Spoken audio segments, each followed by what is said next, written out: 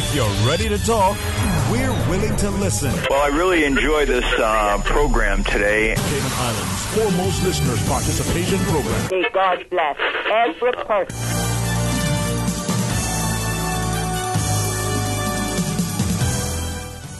Hey, good afternoon and welcome. Thank you for joining us. It is a fantastic Friday, even better with the good company of Ms. Carolina Ferrer. So we got a chance to tell you what protection starts here. Stay tuned for Talk Today. Radio Cayman's Talk Today, the Cayman Islands' foremost listeners participation program. We ask our listeners to avoid statements or comments which are abusive, derogatory, malicious, or defamatory. Do not use any indecent language or make any statement which is false or misleading. Email talktoday@candw.ky or call 1-800-534-8255. Courtesy of Flow. Cayman's #1 network that connects you to your world like never before. Let your voice be heard. Once again, here's your host, Sterling DWAYNE EBANKS.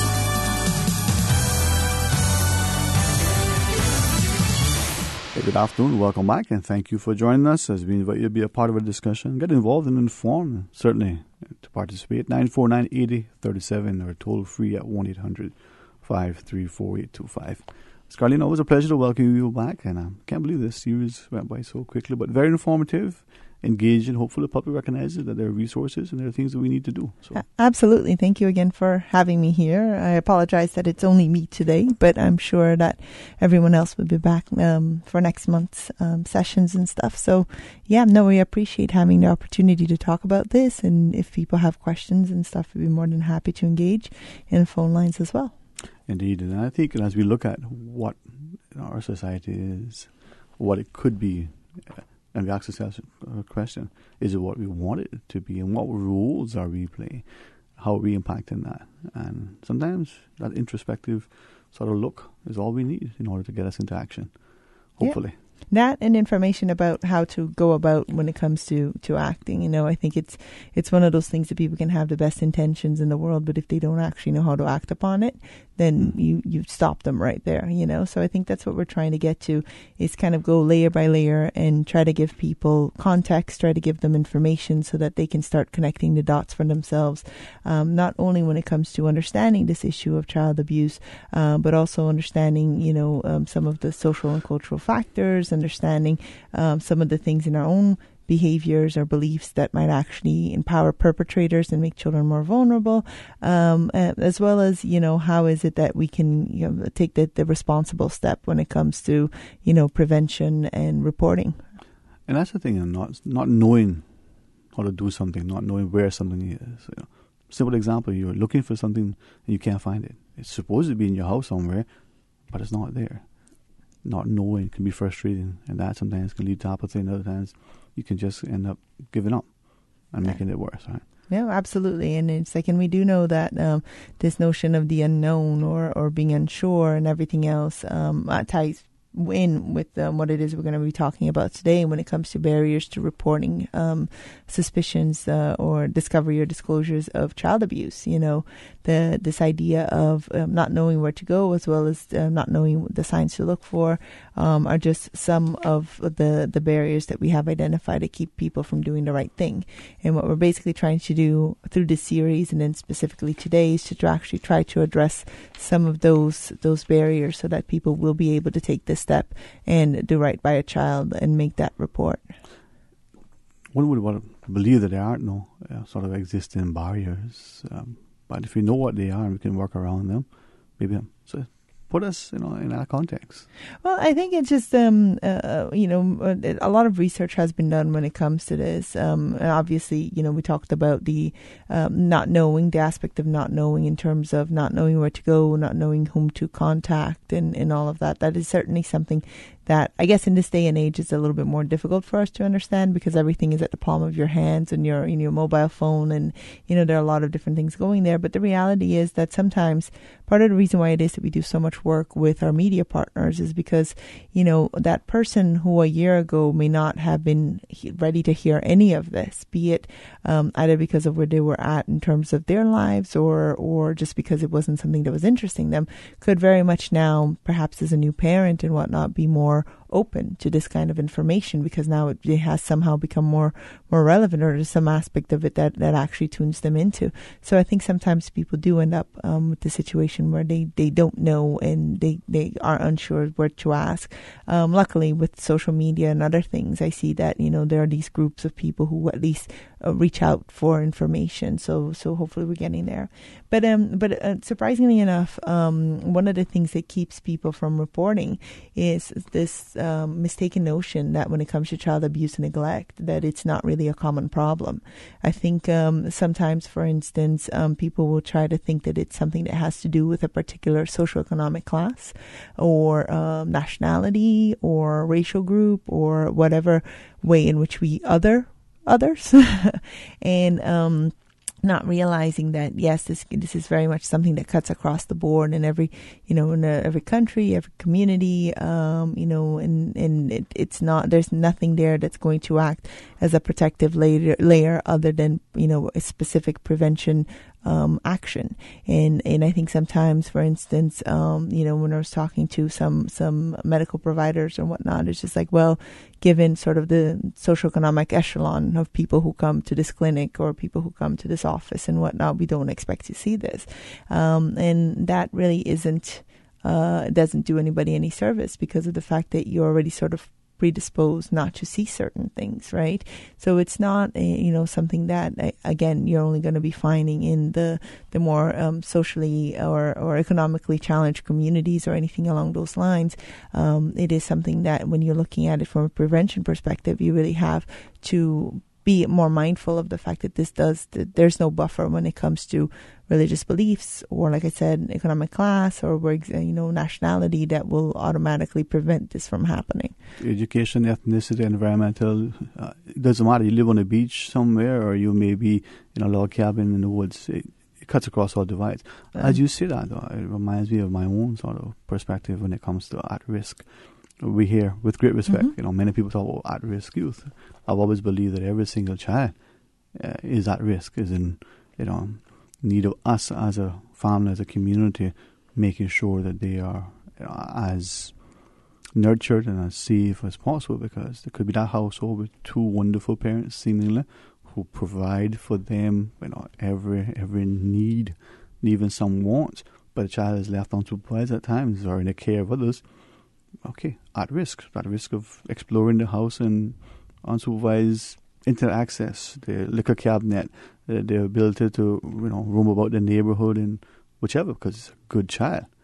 Right. Yeah, I think it's and that's something that that has been debated for quite some time in the field where I work, is this notion of at risk versus vulnerable. I think at risk because of the values that are associated with that. And it's like when you look at a child being at risk, it means that there's some aspect of it that is not being provided for, or again, othering others. Where the reality is that children, like the elderly, like persons with disabilities and whatnot, do have specific vulnerabilities independently of where they live and whatnot. And it's just like they might have mitigating factors for those vulnerabilities, but just by being a child, by being elderly, by having some form of disability, you do become more vulnerable to certain things.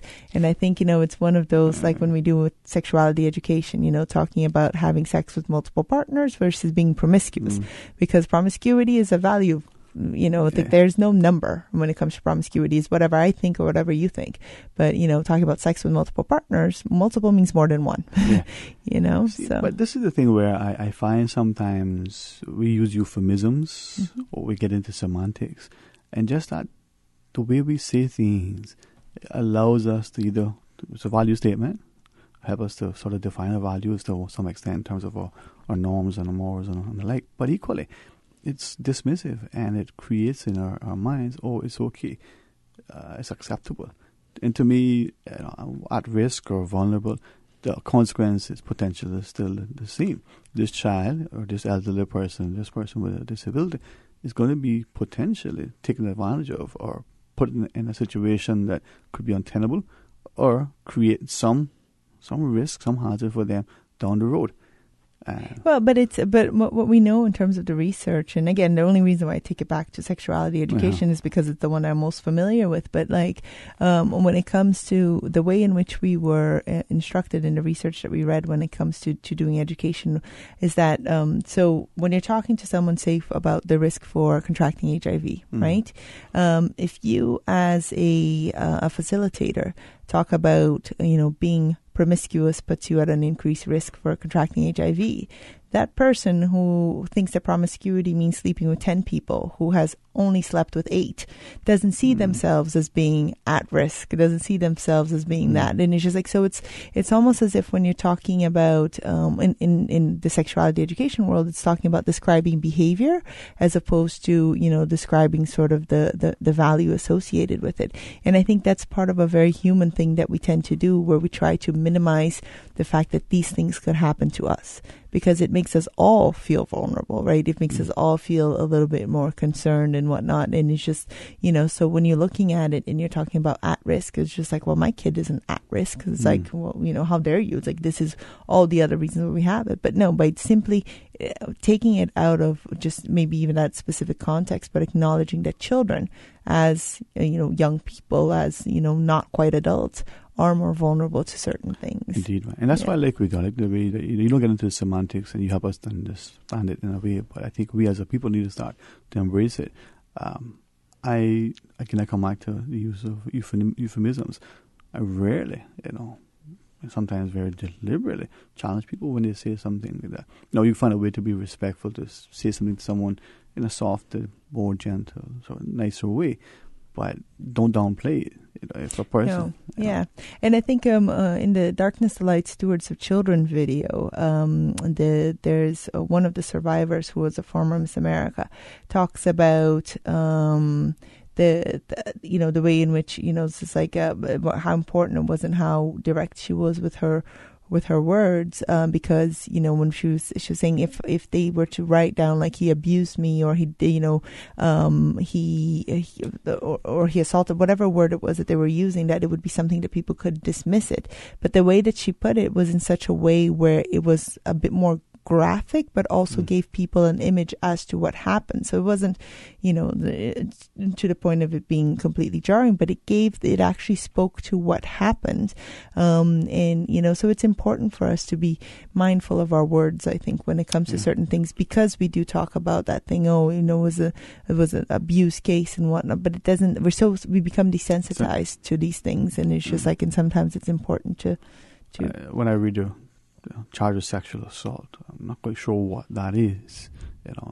Is there a better way to convey that image without it, being explicit and offensive? But we're not looking for shock value. We're trying to get people to appreciate that, this thing that you're seeing, this thing that you're hearing, this thing is significant, serious, and impactful in a way that we need to respond.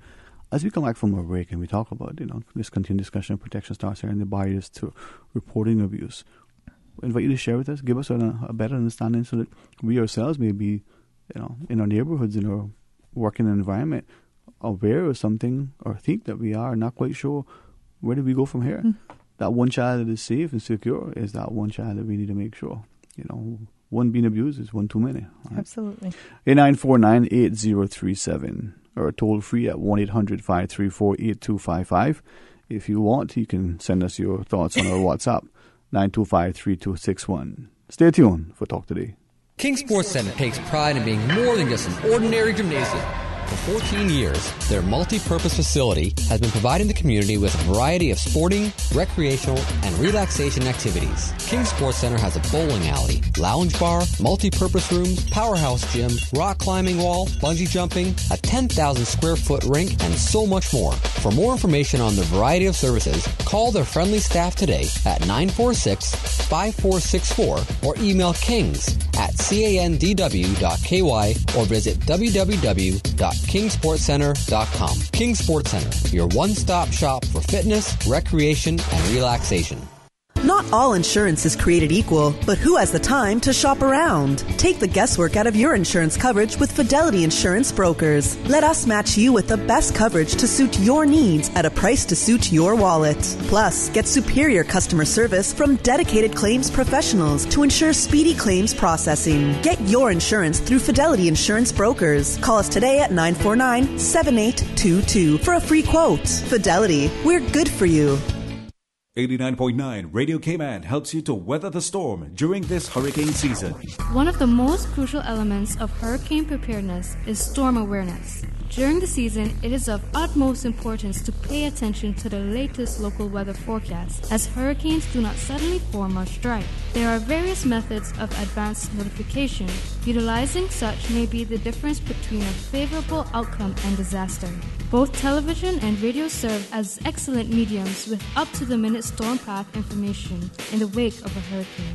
Another method of tracking a hurricane may be only arm's length away. Your smartphone or tablet can be your most valuable tool before, during, and after a storm, providing countless numbers of apps with crucial hurricane information. Many apps allow you to track storms with moving radar and satellite imagery, plus offer alerts, current conditions, forecasts, advisories, and even video. This hurricane preparedness tip was brought to you by your community radio station, Radio Cayman, 89.9 FM. Mark your calendars. Radio Cayman's Breeze Fusion Walk Run is coming. Sister Islanders, save the date, Saturday, November 24th. Breeze FM and Radio Cayman will be returning to the BRAC for the 3rd annual BRAC Breeze Fusion 5K Walk Run at the public beach on South Side. This year's 5K event will be raising funds for the So and So Club. Registration is only $15 for adults and $10 for kids. For more information, visit CaymanActive.com. Talk today. But I do have some questions. Talk today. Cayman Islands' foremost listeners participation program. Talk today. Because there are more questions than answers. What the public is saying. Waiting to take your calls right now. Sterling DWAYNE EBANKS. Hey, good afternoon. Welcome back to Talk Today in the studio. The good company of Ms. Carolina Ferreira as she joins us. And thank you so much. I think your colleagues understand that, hey, with you, there don't need to be anybody else around, man. You represent the group well, so thank you. No person is an island. Wow. It's just like, but it's I have to say, it's just like they've been putting in tremendous amount of work and stuff. So everybody is exceptionally busy, and the fact that they can make time to come and do this regularly, because we really have been working hard on hitting the ground running and trying to get to as many places as possible to do this.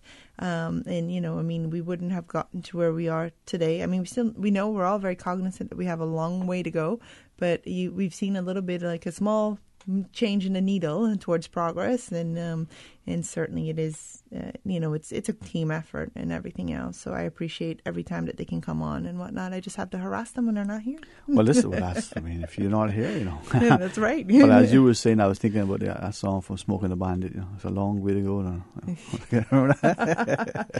Oh man, that one was by Osmosis, a little before my time, I think. Hey. You know what? I think I'm going to change segments. I think that the guests are ready to come in. No, but the reason why I say that, partly to remind people that throughout life it's important to laugh, and that laughter gives you a perspective. And when you're not laughing, you look over and there are a group of children who look on their faces anything other than joy. Are you a person to question? What is happening? Is that child missing mommy or daddy? Is that child something? May not be anything significant. But what do you do then when you go into your own families? How are you taking yourself home to make sure that there's laughter and joy, safety, security, and nurturing? It's just how I look at it. Each person do the right thing, and then everything is right. No, absolutely. And I think it's like you touched on a really important point. And when wow, you're talking, I did. You did, yeah, inadvertently. When you're talking about, sort of the barriers and everything else, sometimes people don't have knowledge in terms of recognizing the signs and symptoms of child abuse and neglect, So it is those changes in behavior that are important in both ways, right? I think a lot of times we tend to know at least that, changes in behaviors when it comes to outgoing children being a little bit more withdrawn, going backwards when it comes to some of the developmental things, like, for instance, children who are potty trained, once again, having accidents or needing to, revert to diapers, children becoming sort of more aggressive in their behavior or less verbal or all those things. But one of the signs that has been identified of abuse and neglect of children is also overachievement. We don't look at overachievement as being, potential. Like, again, going back to the Darkness to Light video, which is like, well, one of the survivors is a 2-time Olympian. And her whole thing, that followed she was abused by a friend's father. And her whole thing was that, she had this, super high GPA while, being on the swim team, being on a scholarship, had to go to the Olympics twice and whatnot, because she felt that that's what she had to do in order to feel as if she had any value, to walk into a room full of people and feel as if she had any value. So I think it's really important when it comes to recognizing signs and understanding signs and symptoms of, child abuse and neglect. And those are obviously more the emotional ones. You're also talking about physical signs, such as, for instance, bruising in places that should not normally be bruised and all of that.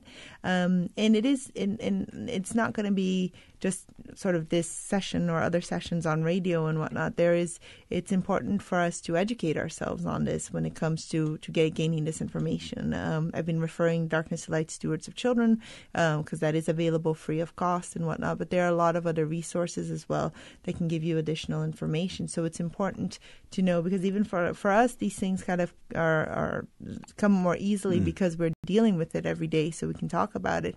But until you get to a point where it is that, you're a bit more comfortable with the information, or you can revisit the information as well, so that it reminds you of these things. And that Darkness to Light, I would say to everybody, especially if you're a parent, I mean, even if you don't work with children in any other capacity, if you're a parent, go be a part of it. And I have a question, because I look back on it. Let's say you did it 20, 30 years ago, what have you.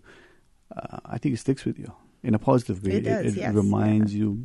Yeah, you probably should do a refresher, just as you would if you were scuba diving, haven't done for a while. But it sticks with you, and it's skills, it's an awareness, a sensitivity, and whatever other word you'd use, that brings you to a place of recognition and of responsibility. Absolutely, and I think it also. It's kind of a slap in the face in a lot of ways. Because I'm a facilitator, so I do this fairly regularly, but there are still parts of that survivor testimony that makes the hair on the back of my neck stand up. That, there are things in which, when they're talking about, like the expectation of, again, the survivor who was Miss America, talking about, at the time in which her father's in her room abusing her, and they hear mom at the top of the stairs and hear her coming down the stairs, and sort of this moment, which for all three of them, knowing what the other one is thinking, and in her mind, she could feel her dad tensing up and be really, really afraid. And for her, she's thinking, okay, this is it. It's going to end now. She's going to walk through that, and my nightmare will be over. And then hearing the footsteps going back up the steps, and her mom choosing not to go into the room, and her coming to terms with the fact that her mother had made a choice. She just chose not to, like, she didn't choose her.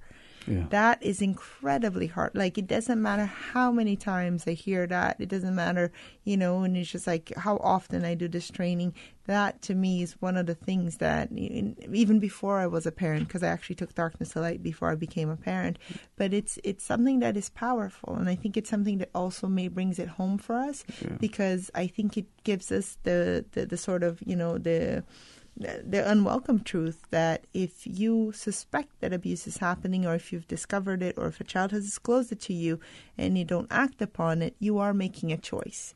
It's not that you're staying out of it. You are choosing something other than the well-being of that child. You're choosing to empower that perpetrator. Well, that one strikes, but the one that sticks with me is the cases where, otherwise good parents and guardians are taking the children to, whether it's music lessons, tutoring for some subject, or sports, and very, very, blindly, willingly, conscious to taking this child or the children, and the child or children are being abused by the coach to music teacher, the tutor, or what have you, and you're oblivious or unaware, or in hindsight, you look at it and go, yeah, that's probably what it was, right? But everything looks normal. Yeah. The grades are going up, the child is performing better with the piano, for argument's sake, or the football, the basketball, the baseball, whatever the sport is, and you're not. And then 20, 30, 40 years later, this was the revelation. Yeah. And you were sitting there thinking, wow, I drove sometimes reluctantly, other times just quietly, little Johnny, little Susie, to the Saturday morning, the Thursday afternoon, whatever it was, right? Yeah. And those are the things where, if I'm out of place, I say to parents, get involved, take your child, sit outside the room if you have to, sit inside the room, get in the face of the person properly, be involved. Ask questions. Sure. I think it's just, I think as we talked about when we had a segment on, perpetrators, and, it's just like perpetrators are looking for specific types of kids. That's it, and they are the kids which do not have that support system. They're the kids whose parents are not, or others, not just parents, who are not necessarily going to be asking questions.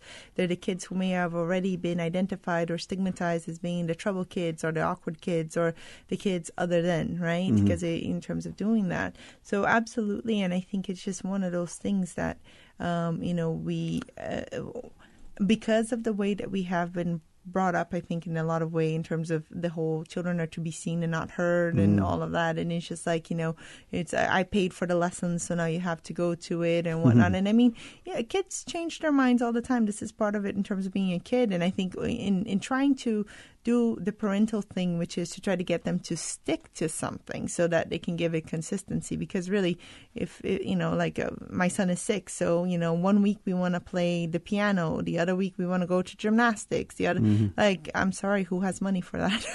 but in terms of, okay, well, you made this commitment, and it's just like you have to follow it through, but also being mindful of the fact that you have to ensure that that you take steps to safeguard them, so that if it's really more of an issue of a kid who's just kind of reluctant to follow something through because it wasn't as fun today as it was last week, versus there's something really wrong here, and I think those are the things in terms of being more proactively involved. And I know that for some parents it seems like an additional burden, but it's the same way in which we have to look, for instance, at our schools. So you're not just dropping off and hoping that all of your child's education is left up to the teachers. You still have to do the work at home.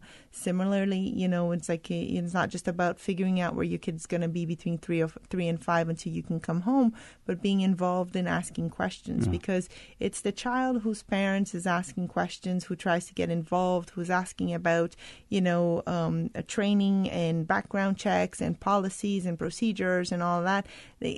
Realistically, that's not a child that a perpetrator is really going to want to get involved with, because that parent will be your worst nightmare, if it ever comes to light that their kid is being abused. And it's just like, so we have to remind that we have to listen to kids as well. As you go to the phones, and again I say this without apology, doesn't matter, and don't dismiss whether it's your church, your school, your sports club, whether it's something that you're familiar with for ever and a day, you may have been a part of it, or whether it's a new undertaking.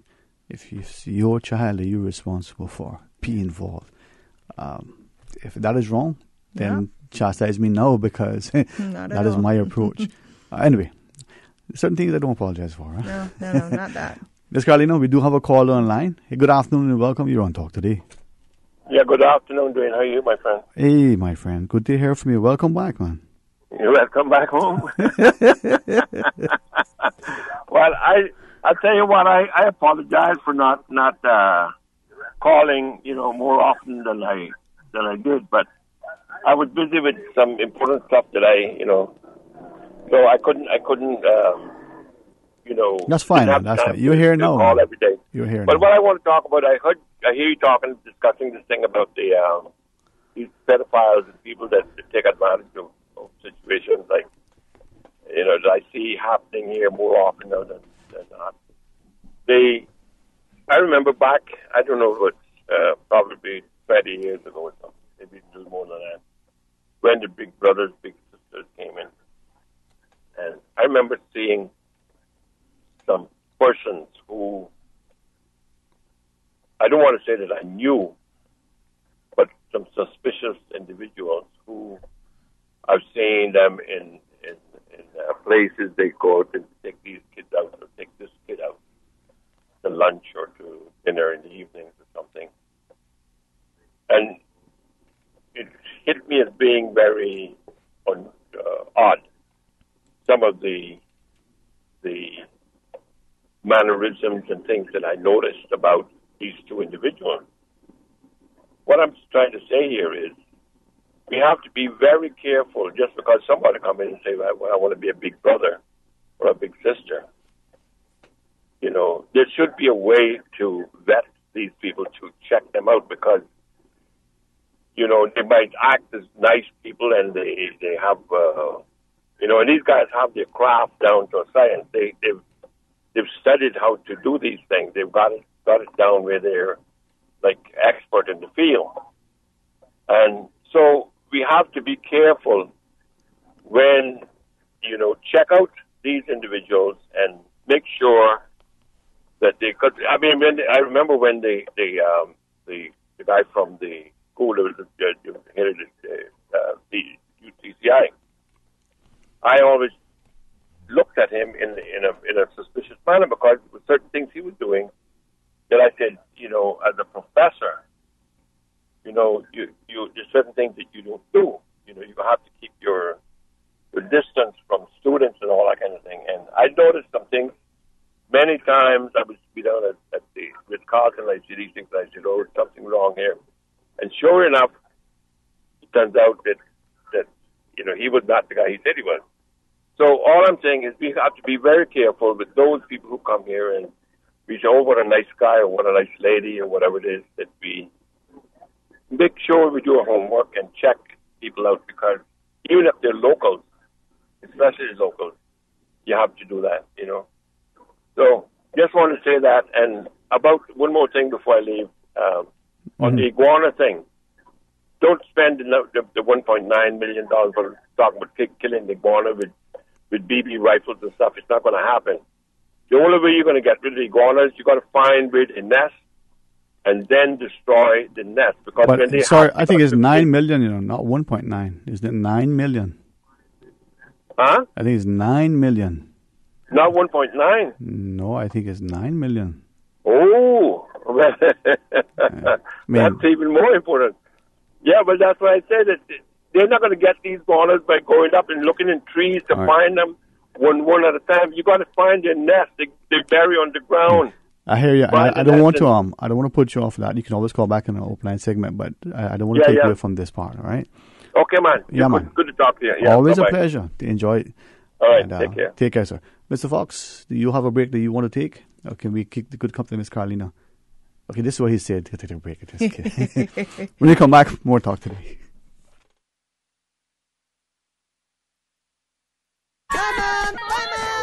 Hey, are those new glasses on Will? Yeah, we went to Optical Outlook. Wham, bam, easy exam. Finally, an exam he could pass.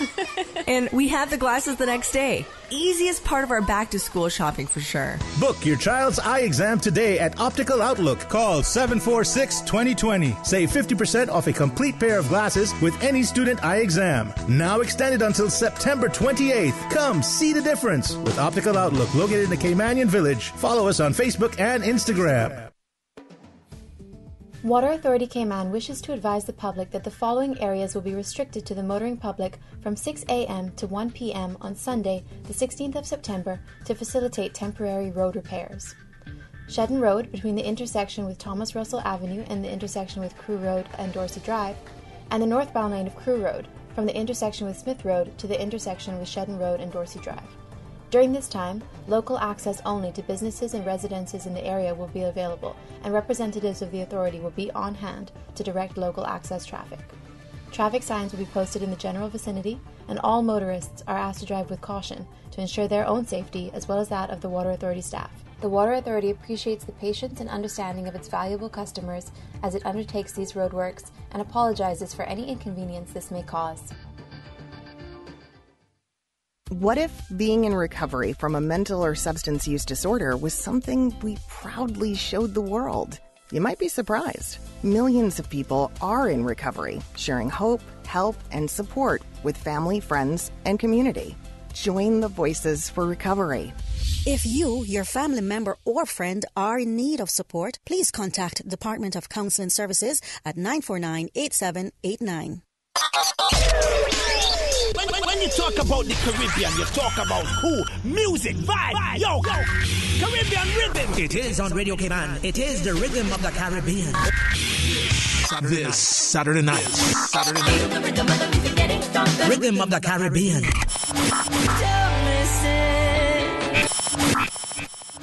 Talk today. But I do have some questions. Talk today. Cayman Islands' foremost listeners participation program. Talk today. Because there are more questions than answers. What the public is saying. Waging to take your calls right now. Sterling DWAYNE EBANKS.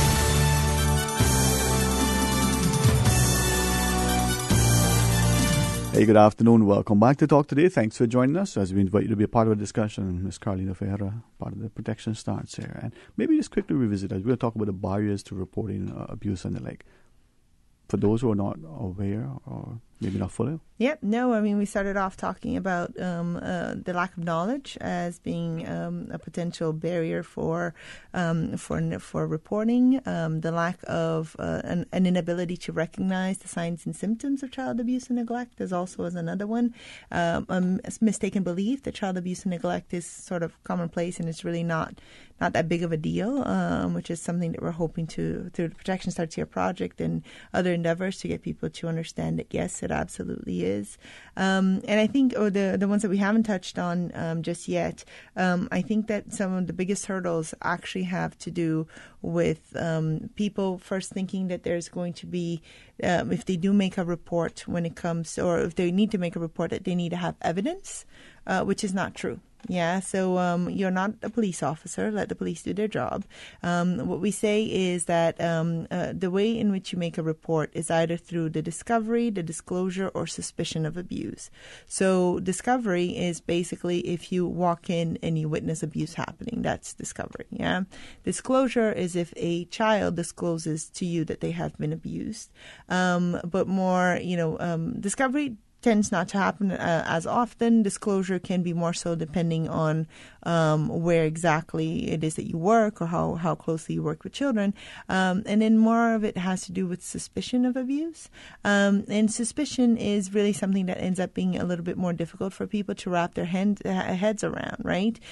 So for those of us, for instance, who are working in these fields where it is that we're providing services to young people. Suspicion can include anything from, if we have policies in place. So, for instance, imagine you are in a setting where it is that you have a building, and part of your safe environment policy is for you to make sure that there's you have your doors with the glass on them, like you have here at Radio Cayman. Mm-hmm. But when it's just like there's always a person, a teacher, whoever it is, that constantly covers up that glass and whatnot, and you go and you say, you have to leave that, have to take that down and whatnot, and it becomes sort of a repeat violation and whatnot, that could constitute, suspicion. When you see sort of the changes in behaviors, the signs and symptoms that we talked about and whatnot with children, that could, be cause for concern. And I think it's important for us to realize that, when you make a report, you're not making an accusation. Yeah. So you don't need to gather evidence. You don't need to grill the child. You don't need to go and speak to the parents or the person that, that child may have indicated as possibly, having done something wrong. All you have to do is just send in the report stating what it is that you either observed or what the child told you, or, what you've been observing if it's signs over the course of a period of time. And that's all it is. And it's a referral, because there are certain signs and the symptoms. They don't necessarily speak specifically to child abuse, child sexual abuse, but it could also be indications that that child or that family could use additional support in some way, shape, or form, right? Mm-hmm. So, whereas, so for instance, like I mentioned before, if a kid who was otherwise potty trained then ends up, kind of having problems and wetting themselves again, and that becomes something that you're doing, and, you make that referral, however it is, and then come to find out that there might have been some other traumatic event in the family, something else along those lines. So it's important for us to remember that, these reports are not, it's like I think people worry that, oh, well, it's my word and what I'm making this accusation and what if I'm wrong? So you're not expected to have evidence. They're not going to go on your word alone. But the importance of reporting is that a lot of the times, in order to determine if there's something there or, what kind of services to offer to that child or that family, different agencies and different providers have different pieces of the puzzle. So if the school is seeing something, the church is seeing something, the sports club is seeing something, the nonprofit organization is seeing something, the dentist, the doctor, if everybody is just putting in a referral, it's just flagging this. Everybody probably has a little bit of additional information that then helps the people who are there, who are taking in these referrals, to better understand what's going on. So it's not just one of those things, well, someone else will make the report. It's like, no, chances are that, if you're working with young people, either being paid or as a volunteer, you're mandated to do it by law. But two, and more importantly, is just the fact that you might have a little bit of an insight that might be different, that might help, make sense out of the whole puzzle. Now, is it a case where you can make the report anonymously, or do you have to, stand behind your referral, your report? I know that when we've done sort of previous things, Kevin has stated that like with Crime Stoppers and whatnot, there's a way in which you can make anonymous reports. The thing is just that, especially if, for instance, the child, if you discovered the abuse in which, you sort of witnessed that, it would be important for the investigation to be carried forward, if they know exactly who it is that, they're talking to. But I know that they have made it different ways in which people can report anonymously, and I think but I think it's also important when it comes and that would be more so for the layperson, right? Because, or the ones who may not necessarily be covered as a mandated reporter under the law. Because even though I have, when I was working for the Mass Society for Prevention of Cruelty to Children in Boston before I came back home in 2002, I've seen myself as a mandated reporter forever. So it doesn't matter whether it's during my off time, whether it's, at my kid's birthday party or, wherever it is that I'm not acting in the capacity of being the deputy director of the Red Cross. And it's just like I've taken that responsibility on the same way for years. With our the way that our law is written right now, it tends to sort of limit those things more for the professionals from the perspective of in your duties, whether it's paid or unpaid, so if you're volunteering or not. But I think from a moral standpoint, I think it's just like, it should always be the welfare of the child that comes first. And again, remembering that, that report is really a referral, it's a request for a service. So that child or the family, even if it's not abuse or neglect, but could actually benefit from having some sort of interventions or additional support that they could get. Yeah. And as you shared, there are some of us who are, obligated. It's mandatory for us by law to report. As you go to the break, maybe remind us of who falls in that category. Yep. 949-8837 or 1-800-534-8255. And as we look at it, there may be those of us who don't appreciate it. And sometimes in the schools, we see things and are not sure. In our youth groups, in our other organizations, maybe it's important that we pay closer attention, because I think everybody wants children to be safe, secure, and nurtured. When we come back, we'll tell you about those mandatory individuals. We'll also give you some of those, increasing barriers, and maybe, emphasize what may keep us from making those reports. 1-800-534-TALK or 949-8837. Please stay tuned for Talk Today.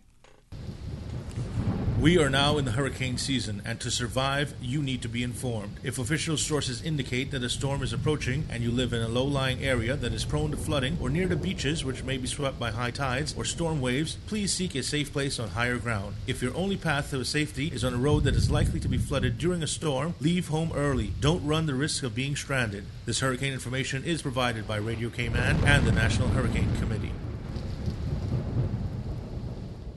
Did you know that recycling collection containers are located island-wide in Grand Cayman? The Department of Environmental Health program is an integral part of DEH's waste management responsibility in the Cayman Islands. Start your recycling program at home today. Put your cardboard items in appropriate DEH recycling containers at all Foster's supermarkets, Kirk Market, or Hurley's Grand Harbor. Help keep Cayman clean. Reduce, reuse, and recycle. For more information about recycling, go to www.deh.gov.ky. From district to district, moving through the waters to Cayman Brac and Little Cayman. Your station, your voice. All things Cayman. One radio, many people. This is home. Radio Cayman in the Cayman Islands. Radio Cayman. Radio Cayman's newsroom. These are the biggest stories right now.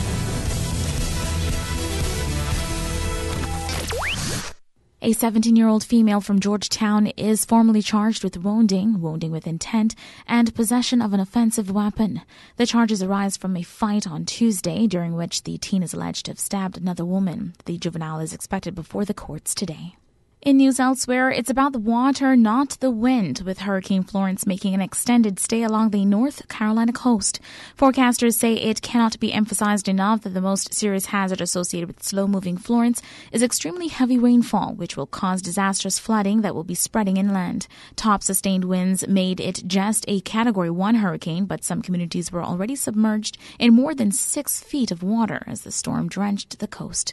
A big U.S. meat packer has agreed to pay $1.5 million to 138 Somali-American Muslim workers who were fired from their jobs at a Colorado plant after they were refused prayer breaks, a federal anti-discrimination agency said Friday. Cargill Meat Solutions, a division of Minnesota-based agribusiness company, also agreed to train managers and hourly workers in accommodating Muslim employees' prayer breaks at its Fort Morgan beef processing plant, the U.S. Equal Employment Opportunity Commission said.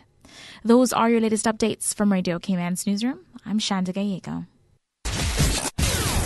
Radio Cayman, the voice of the Cayman Islands. What's happening in your community? News and information, music and more. You can find us. www.radiocayman.gov.ky. Like us on Facebook and follow us on Twitter. Radio Cayman is your choice, your voice for today's biggest news. Radio Cayman.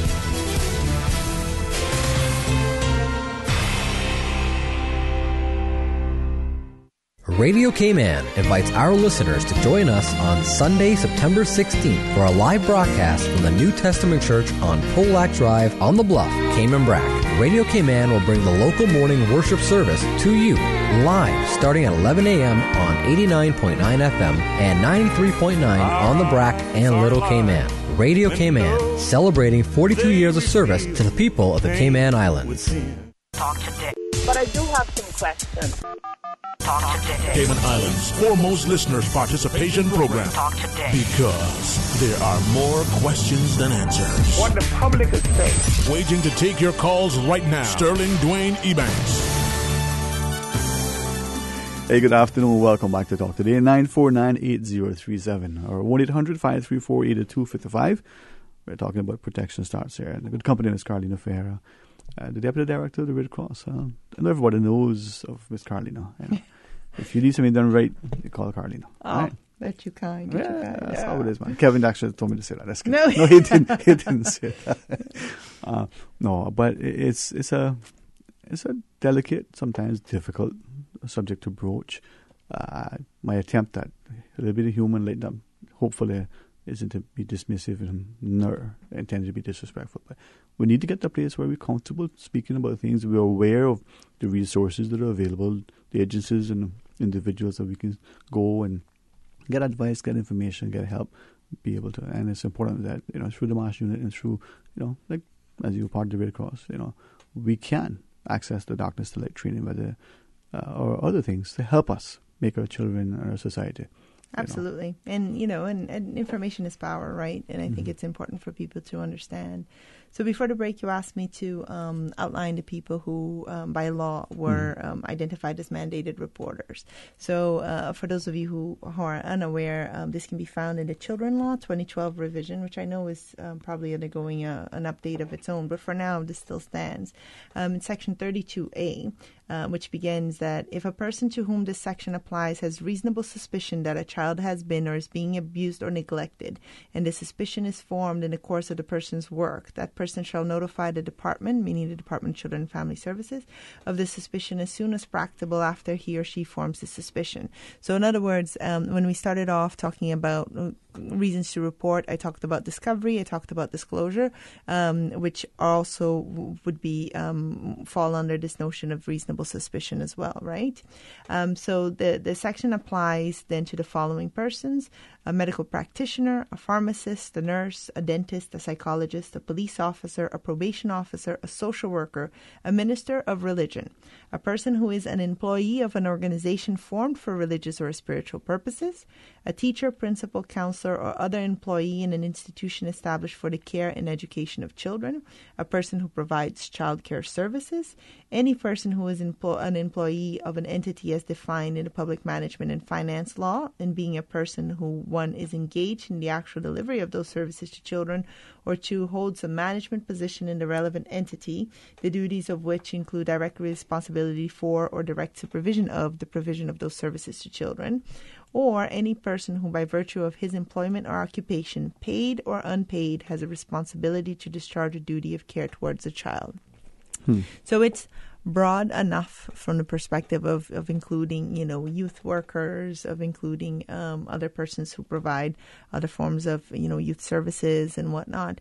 And while it does tend to specify a bit more in terms of in the course of a person's work, again, paid or unpaid, right? One of the things that we try to make our volunteers aware. So, for instance, while we don't necessarily have any services at the Red Cross at this moment in time which are specific to for youth, we do know that young people may be coming to our shelters, right? So like it's hurricane season, we have that. So if you, as a volunteer of the Red Cross in that duty in which you're providing a general service as part of a shelter management team, be it at the Red Cross or elsewhere, if during that time and that occasion and whatnot, it's like you have reasonable suspicion that there's something going on, it is by law and by our expectations as the Red Cross that you will make a report. Yeah. Yeah. So as I listen to you, whether you're in the schools or whether you're volunteering somewhere, paid or unpaid, and I appreciate you, sharing that, and hopefully people see that, as you said, it's a very wide and all-encompassing almost. The idea is to make the children safe, but put onus on us as adults, so to speak, to do that. Now, when you think of the buyers to report, and there are many people who are reluctant. They don't want to make a false accusation. Some just don't want to get involved. Right. I'm not sure. No, that can't be. In our own mindsets, how do we address that? Well, I think it's one of those things where first thing that we have to do is acknowledge that there are barriers, right? Mm-hmm. I think we need to acknowledge that there are these things. I think we need to acknowledge some of the other discrepancies in sort of equality or power that exist in Cayman, right? So one of the things when I'm, facilitating darkness to light that comes up is, well, what if, the person I'm making a report or about and whatnot is the person who has my work permit? Or it's my boss, or it's somebody in a position of power. It's a politician,